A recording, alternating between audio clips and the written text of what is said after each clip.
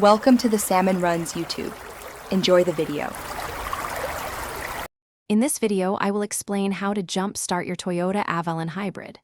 First, always prioritize safety by wearing protective gear like safety glasses and gloves. Next, locate the 12-volt auxiliary battery, which is typically found in the trunk of your hybrid. Before making any connections, ensure both the good vehicle and your hybrid are completely turned off to prevent electrical surges. Now, let's connect the jumper cables.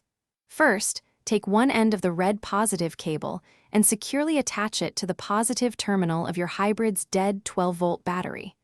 Then, connect the other end of the red positive cable to the positive terminal of the good battery in the assisting vehicle.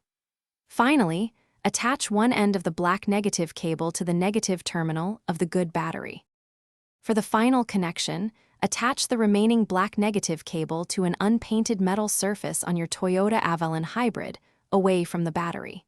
This creates a good ground connection. Once all cables are connected, start the good vehicle and let it run for about 5 minutes. After this brief charging period, you can attempt to start your Toyota Avalon Hybrid.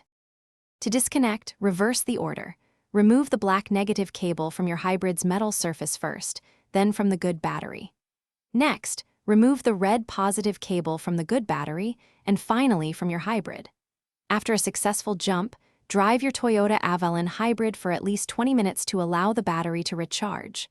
Also, check the description for a link to Little Tree's black ice and other great deals. Thanks for watching. Consider subscribing if we helped you.